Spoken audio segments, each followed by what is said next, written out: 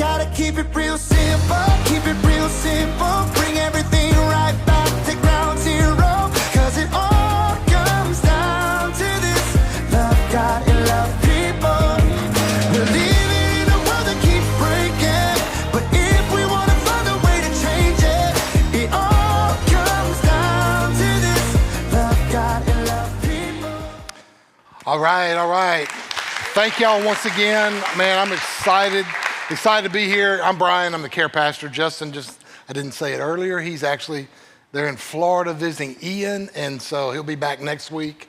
And I'm excited to be able to continue our series on All In. And the other side of it is this, just as we get going, man, I've loved the Olympics. I don't know how many of you guys are big on the Olympics. We've watched it every night at our house. And I'm kind of more of a Summer Olympics guy than a winter guy because, I mean, maybe the only sport I could probably do in the winter would be curling or something like that. But the truth of it is that, man, it's just awesome to watch it all happen on the track, in the gym, in gymnastics and swimming and all that kind of stuff. And it's been good. But as you probably know, and some of you out there may have tried this before, that not everybody makes the Olympics. Check out this video.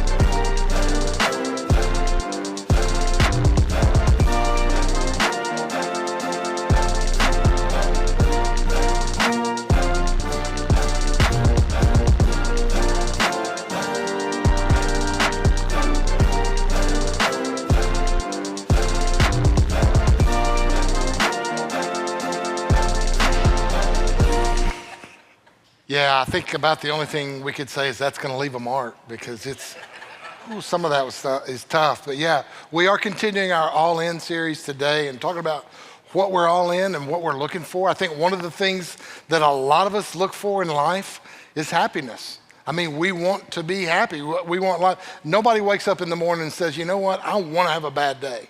No, we are like, hey, man, I want to be happy. I want to have a good day. I want it to make a difference in my life, and I just want to be the happy kind of person. Even our own Declaration of Independence that established our country, I know some of you may have been there when it was written, but I was not. But it even says it this way. It says that we are endowed by our Creator with certain inalienable rights, among which are life, liberty, and the pursuit of happiness. That's right, the pursuit of happiness. Our opportunity to pursue happiness and go after it. And what is that about? Matter of fact, it makes a difference even on the local scene. I don't know if y'all remember this, or if you're around in 2014, y'all check out this video about being happy. Clap along if you feel like a room without a roof. Clap along if you feel like happiness is the truth. Clap along if you know what happiness is you. Hey. Clap along if you feel like that's what you want to do. Yeah, everybody looks a little bit different in those pictures, if y'all recognize anyone. But it's about happiness. And all of us, I mean, we want to be happy. And here's what I found out, but if you pursue happiness alone, it's just going to lead you on a downward spiral. It's going to lead you down, if that's the choice in your life, is I'm just going to pursue happiness. I'm going to get up this morning and I'm going to pursue it. Why? Because the focus is on you. Because the focus becomes on me. When I decide, you know what, I'm just going after happiness for me, and it puts the focus on me. And that leads to insecurity, and that insecurity is a fear that we're just not enough. It's just this fear that we're just not enough, and there's somehow in our lives, I'm not gonna make it. The French mathematician and philosopher Blaise Pascal said it this way.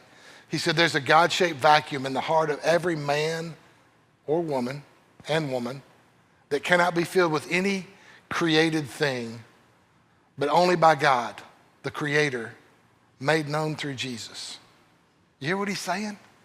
I mean, we're not saying when we're pursuing happiness and that it's not about me. We're not talking about value. I mean, God loves you with an incredible love. He created you for a purpose, each and every one of us. And if we pursue in the right way, he says, you know what? There's just this, as Pascal said, there's just this spot, this space that can only be filled by God. And if we try to fill it with anything else, we just simply end up unhappiness because, again, it's not about value. It's the fact that there's just not enough you to fill you. There's not. There's not enough you to fill you. And when you take off down that road of happiness trying to fulfill yourself, when you decide, I'm just going to pursue happiness and it's all about me, you're going to find out this. You're going to use yourself up trying to fill yourself up. And you may end up filling up a trophy case or two, or you may fill up a garage or two. You may even fill up a bed or two. But in the end, you just won't be happy. And some of you know that because you've lived that life. I've known that about times in my own life. I love what Andy Stanley says when he speaks into this. He says, being consumed with you will ultimately consume you. Being consumed with you will ultimately consume you. And he says that, you know what? It's not just about you. And if you try to do that, he said, basically what's going to happen is you're just going to crumble from the inside out.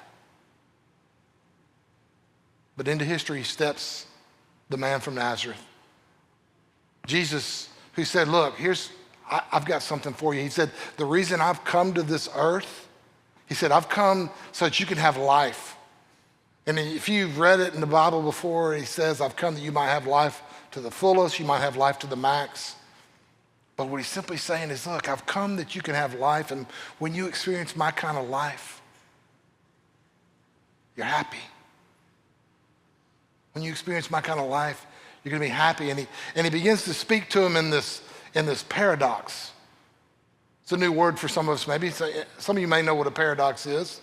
So it's like if you have one dox here and another dox here, and you put those doxes together, you have a paradox, right? I think 3 people figured that out. The rest of you are either asleep. Some of you guys in the theater, thank you for giving it up. No, Merriam-Webster, I don't know if Merriam-Webster is one person or two, but they wrote a dictionary and they said it this way. Here's what a paradox is. It said a paradox is a statement that is seemingly contradictory or opposed to common sense, and yet perhaps true. And what that simply means is we begin to look at it and we begin to see what Jesus said in his word about what life really is and what it's about. And when you first start out, you go, man, there's no way that works that way.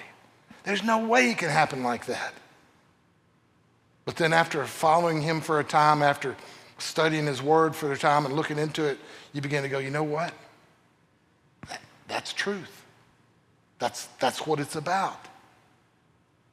And here's Jesus' paradox that he begins to speak about. He says, filling happens through emptying, gaining happens through giving, and winning happens through losing. You got to watch this. You got to understand this because it's the truth. Because he says if you live by this, if you understand this, if you can wrap your head around the fact that if I want to fill myself up, I've got to empty myself. If I want to gain something in life, I've got to give. If I want to win, I've got to lose. If we begin to understand that, you become happier. Why? Why do you become happier? Because happiness is the result and not the focus. Because if you just make happiness the focus in your life, and you just try to go about it filling up that spot to try to find out, does this make me happy? Does this make me happy? Is this happy? You just end up losing. So Jesus steps in, and here's what he says. Mark chapter 8, verse 34, he says, summoning the crowd with his disciples, he said to them, if anyone wants to be my follower, he must deny himself, take up his cross, and follow me. And I'm sure the disciples were sitting there when he said that, and he said, hey, if anybody wants to be my follower, they're like, hey, Jesus, maybe you didn't notice this or not, but we kind of been following you for 2 years. We've been following you for 2 years now, and we're trying to figure out what you mean and what you're saying with all this stuff. And I'm not sure we're just really wrapping ourselves around it. But he said, look, if you want to follow me, he said, you've got to deny yourself. It's the very first thing he says, you got to deny yourself. Now, it's not like simply choosing between, the bad option. It's not like saying, man, I love cake, but I'm just going to eat this bowl of hummus. No, it's not that. It's not like sitting there and thinking, you know what, today, I think I kind of want to wear the red outfit, but I'm going to deny myself and I'm going to wear the blue outfit today or whatever. No, it's not about that. It's not about the choice, but it's really what it is it's about a choice to not make it about me. A choice that simply says, you know what, it's not going to be about me today. And whatever I do, wherever I go, the people I deal with, the situations that I'm into, I'm just not going to make it about me. I'm going to make it about others. And because self-denial isn't just a behavior issue, it's not just what we do, it also has to do with our heart. It has to do with our heart. It's a heart issue. Because when we realize that, when we understand that, and we go through that with our behavior, that we understand the truth of the matter is that our behavior reveals what our heart is. And we've all met people before that you're like that. Maybe you've met people before that say like, you know what, I believe in Jesus. I'm a Christian, I'm one of those. But then you kind of look at him and you go, but man, tell me, man, what about your life? I mean, what about the way you treat your wife? Or what about the way you treat your employees? Or man, what about the way I've seen you before and just the things that you say and the stuff that comes out of your mouth? I mean, how can you say that? Because it's not just because our heart affects our behavior, and we understand that to be true, and we also understand that it can't be true the other way. It's just because you believe. Because it may create somebody that's kind of like this guy right here. Let's check out this video.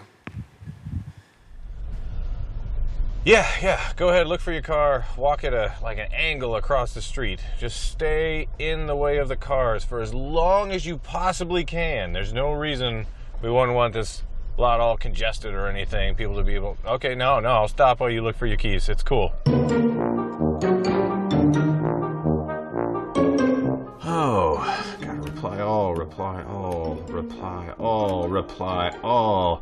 Yeah, go ahead. Just stand in front of the car. Just stand in front of the car. She said, just tell me when you can be there. She didn't say tell everyone when you can be there. I just need to, I hate this. I love Jesus, though. Okay, delete that one. Delete that one. How do you not know what you wanted? You waited behind 3 other cars. Just stop hitting reply all. Just answer the one person. Why reply? Oh, it's Bill. He's gonna want to talk to me about his fantasy football team. I don't care. Oh. Hey, who microwaves salmon in an office full of people? Honestly. I didn't watch the game. I told you I don't watch the game. I don't care who you got. Just respond to the person you need to respond to, not everyone in the office. I don't care how you're ranked. I'm just gonna pull in. Close the door. Let's just close the door. Close the door.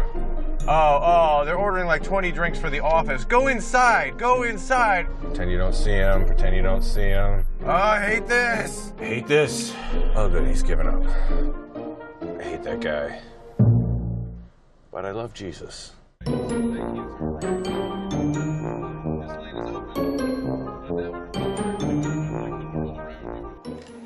Hey. Yeah, I need those express reports by Friday. no problem. Hate that guy. Have you met those guys before? Yeah, but because we got to remember this. Our beliefs determine our behavior. Jesus said it this way. I love the way it's written in the Message. He said, the place where your treasure is a place you'll most want to be. And you'll end up being. You may have heard it this way. Where your treasure is, that's where your heart's going to also be. And he said, so if it's all about you and you're pursuing you, it just doesn't work that way.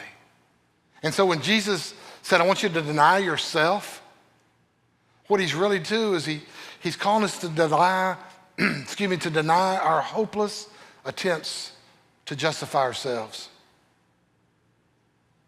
and to find life apart from Christ. And we just keep chasing after it and chasing after it.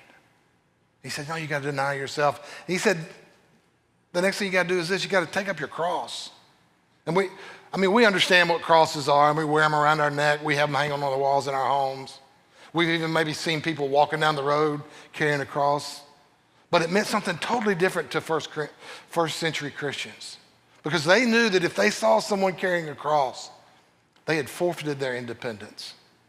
They'd given up their ability to call the shots. And in a real sense, it was a one-way journey of following him. And so what Jesus is simply saying is this. He said, look, you got to deny yourself. You got to take up your cross. You got to realize that you can't be independent.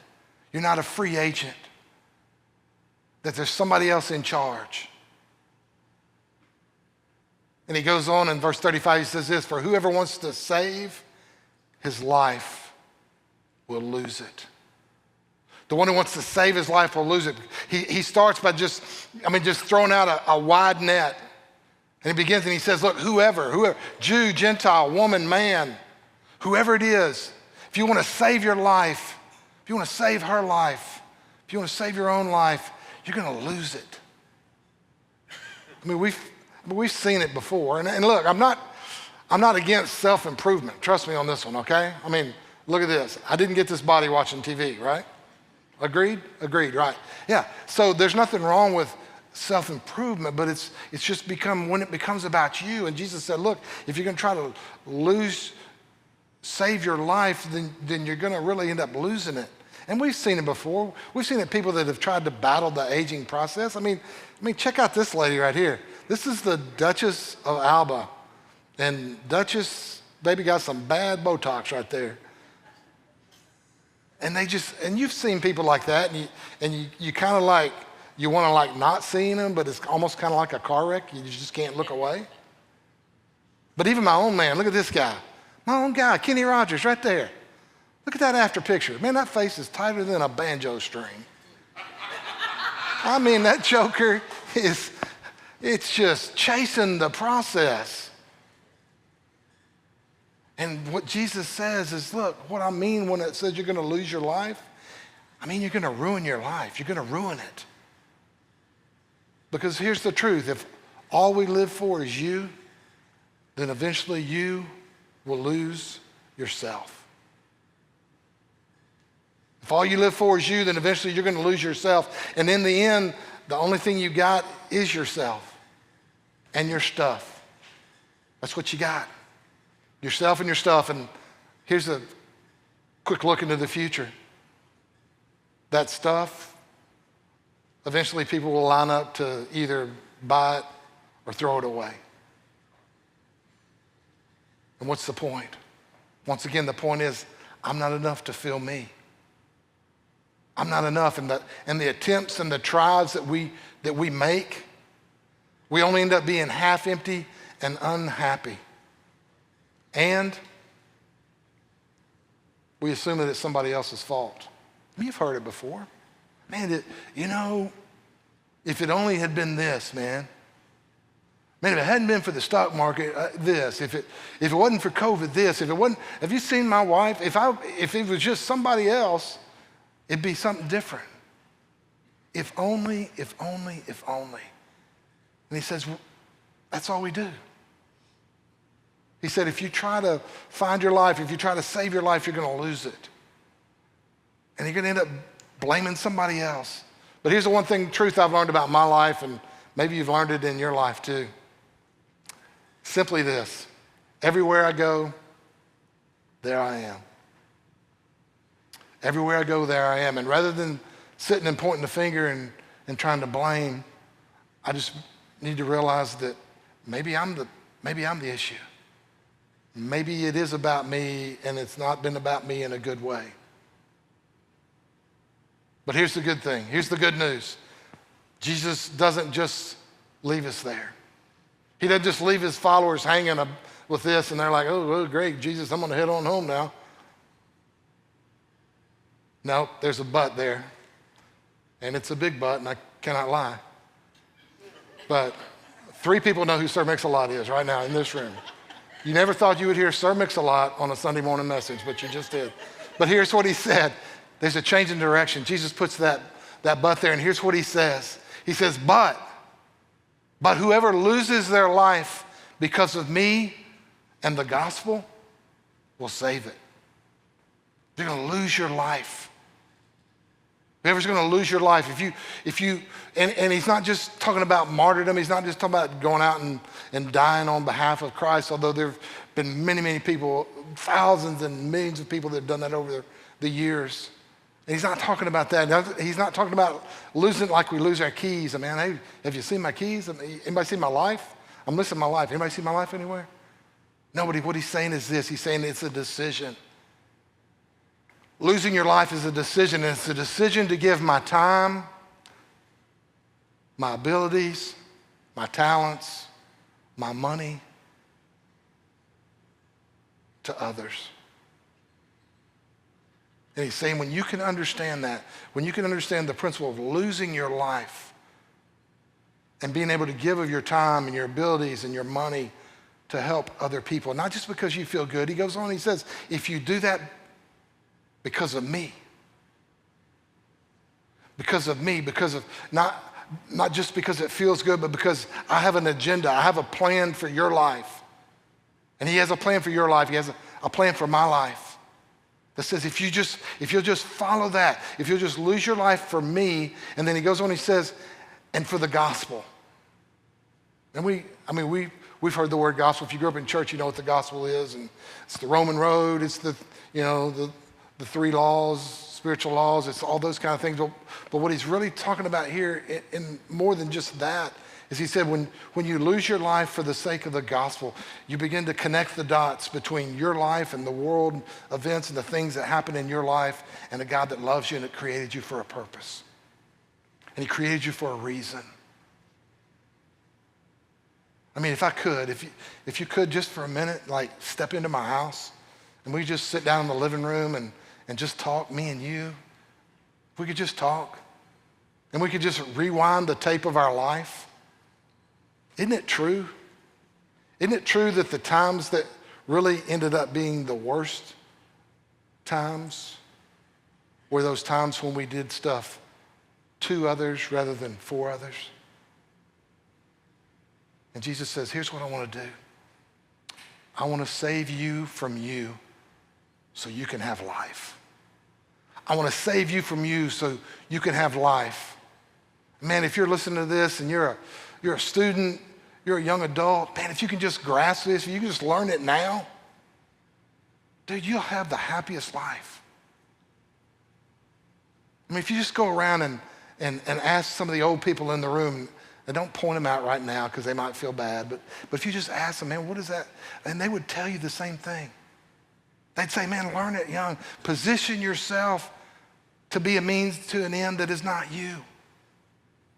If you could just position yourself to be a means to an end that's not you, then you'll understand what happiness is all about and how you can be happy and how it can make a difference in your life because it's not about you.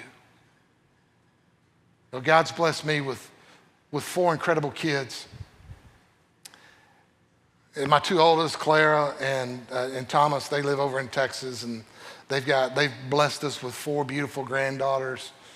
And they love Jesus in a big way. And Caroline's here. She's actually here this morning. She's in town here and working, and it's just been cool to just watch God work through her, leading a life group, just loving people where they were. Number 3 was Molly, and some of you I know some of you knew her, but I was able to be her dad for 15 years on this earth.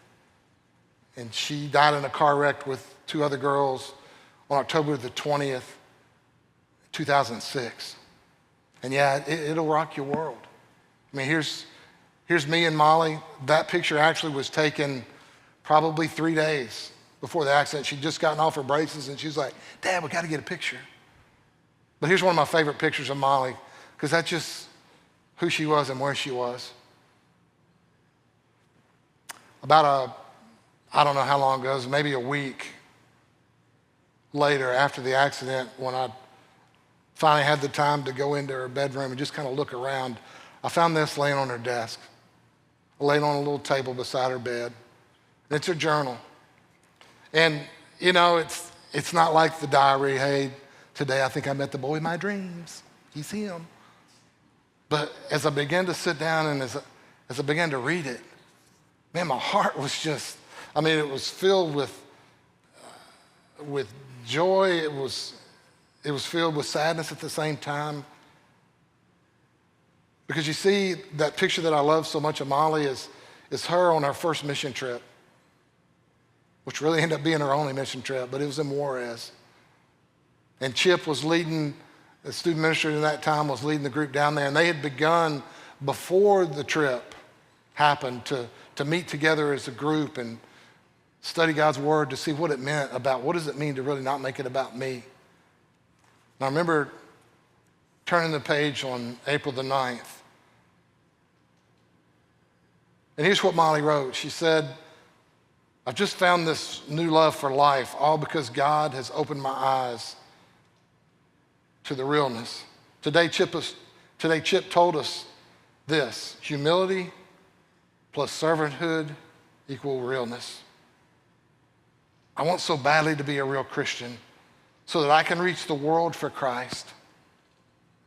I don't know what my future holds or what I'm going to do, but I just want to serve him because I want to be real. And that's what it means to understand. That's what it means to wrap your head around what it means to understand the paradox that gaining happens through giving, that filling happens through emptying, that winning happens through losing. About 2 months after the accident, I got a package in the mail, an envelope from one of the teachers at Airline High School that just was sending me stuff that was left, that was Molly's from her desk in her classroom and projects they'd been working on. But she also included this letter. And as I began to read the letter, she just talked about what Molly meant to her as a student and as a person. And then she relayed to me a story that happened one day.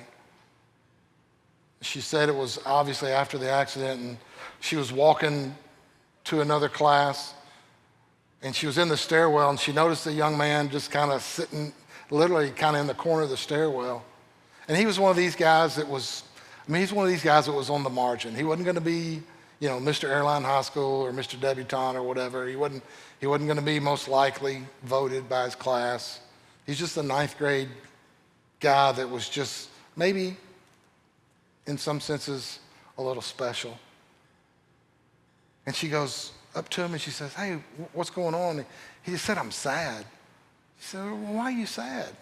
He said, I miss Molly. And she goes, yeah, we miss him too. And here's his next words. I miss her because she liked me like Jesus. And when I heard that, I was reminded again, if you want to lose your life, you're going to save it, but you got to do it for his gospel and for his agenda.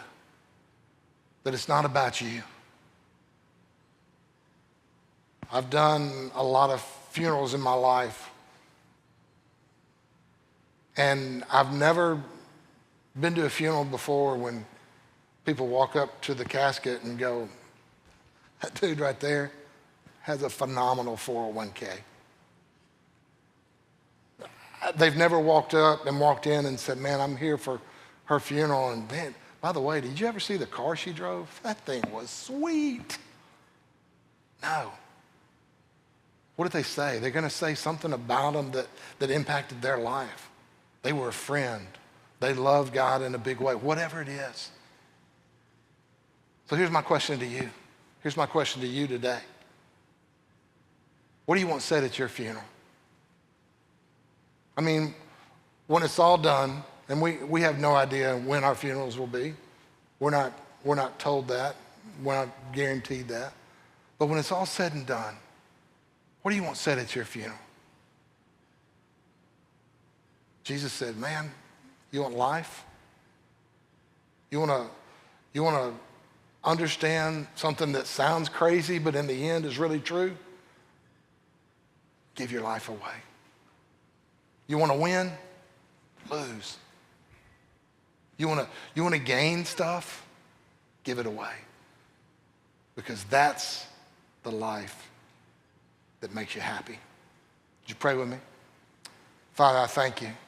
Thank you that you've given us your word, and you've given us a pattern for living life to the fullest and to enjoy life not only in heaven but here on earth.